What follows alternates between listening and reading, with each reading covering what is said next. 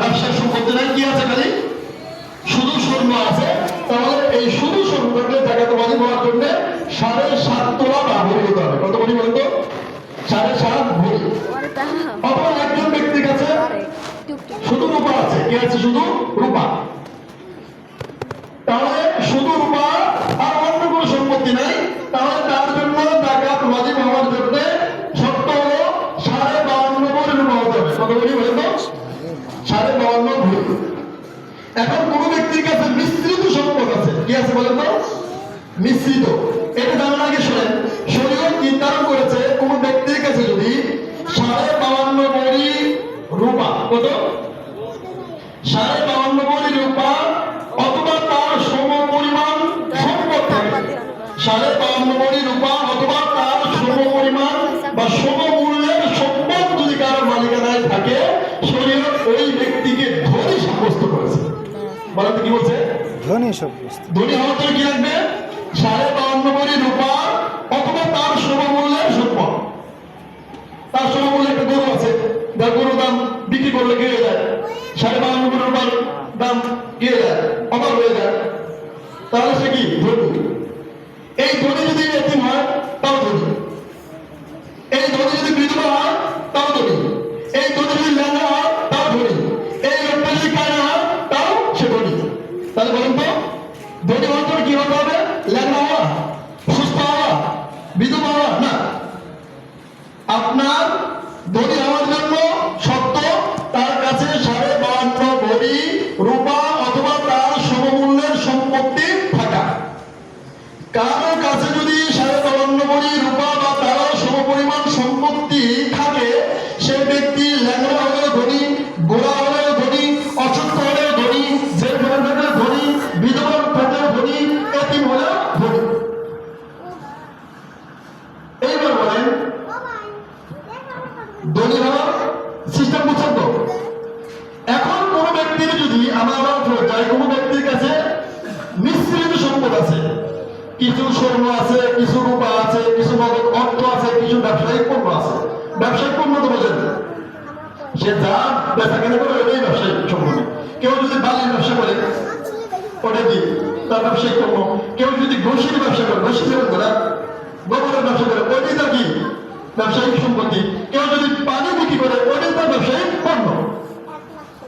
তাহলে যে ব্যক্তির কাছে মিশ্রিত সম্পদ আছে, মানে কোনোটাই নিসাব পরিমাণ হয় না, 52.5 ভরি রূপা নাই, 7 ভরি সোনা নাই, আমার নগদ অর্থ এরকম হয় না, কিন্তু সবগুলো মিলে 52.5 ভরি রূপার সমমূল্যে হয়।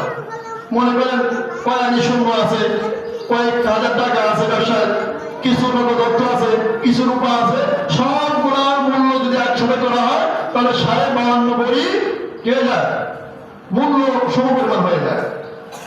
তাহলে এই ব্যক্তি ধনী। এই ব্যক্তি বলে কি ধনী? এই ব্যক্তি 1 নম্বর শর্ত হলো এই ব্যক্তি যাকাত খেতে পারবে না। এই ব্যক্তি কি করবে? যদি বিধবা হয় পারবে, যদি এতিম হয়, যদি কানাগুলো হয়।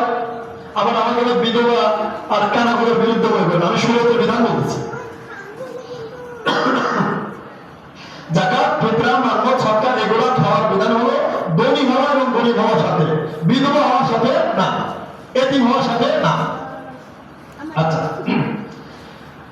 এই যে ধনী হলো, যার কাছে 52.5 ভরি রূপার সমমূল্য সম্পদ আছে, এই অবস্থা যদি তার 1 বছর থাকে, কয় বছর? 1 বছর থাকে, তাহলে এই ব্যক্তির উপরে যাকাত আদায় করা খরচ। মনে করেন 2025 সালে কোন ব্যক্তির কাছে 52.5 ভরি রূপার সমমূল্যের সম্পত্তি পাওয়া গেছে। এই 4 ধরনের, কত ধরনের? স্বর্ণ, রূপা, নগদ অর্থ, ব্যবসায়িক পণ্য। এই পণ্য বা এই 4 ধরনের সম্পত্তি মিলে সে ধনী হয়েছে কত সালে? 2025 সালে জানুয়ারি মাসে 1 তারিখে। 4 বছর হিসেবে 2026 সালের ডিসেম্বর মাসের 20 তারিখে 1 বছর হয়ে যাবে। 2026 সালের ডিসেম্বর মাসের 19 তারিখে দেখা গেল বা 20 তারিখে দেখা গেল তার কাছে এই পরিমাণ সম্পত্তি আছে, মানে সে ধনী। আজকেও সে ধনী, সে গরিব না। তাহলে ওই তারিখে তার জন্য যত টাকা তার কাছে আসে সমস্ত টাকা বা সমস্ত সম্পদের শতকরা 2.5% যাকাত আদায় করার জন্য খরচ। আমি কি বোঝাতে পারছি? যেই দিন সে ধনী হলো ওই দিন যাকাত তার জন্য তার উপরে ওয়াজিব হয়েছে।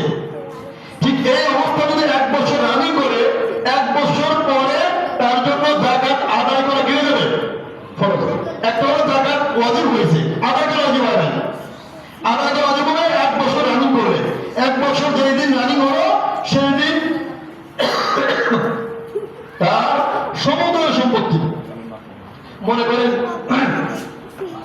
2025 সালে সে 5 লাখ টাকার মালিক ছিল, 2026 সালের ডিসেম্বর মাসে 19 তারিখে এসে 3 কোটি টাকার মালিক হয়ে গেছে। হতে পারে না? বছর পূর্তির একদিন আগে কোটি কোটি বা হিউজ পরিমাণ টাকার মালিক হয়ে গেছে। তাহলে বছর পূর্তিতে দেখা গেল সে শুরুতে ছিল 3 লাখ টাকার মালিক বা 5 লাখ টাকার মালিক, আর শেষে দেখা গেল সে 3 কোটি টাকার মালিক। তার টাকা কয় কোটি টাকা দিতে হবে? মানে বছরের শেষ দিন তার কাছে যত সম্পত্তি থাকবে সমস্ত সম্পত্তির 2.5% কি দেবে? যাকাত দেবে। আমার কথা বুঝে আসছে? আচ্ছা, যাকাত কাকে দেবে? যাকাত দেবে আল্লাহ তাআলা কোরআন কারীমে সূরা তাওবার মধ্যে বলেছেন। সূরা বাহিরে লাইটটা বন্ধ করে দেওয়া।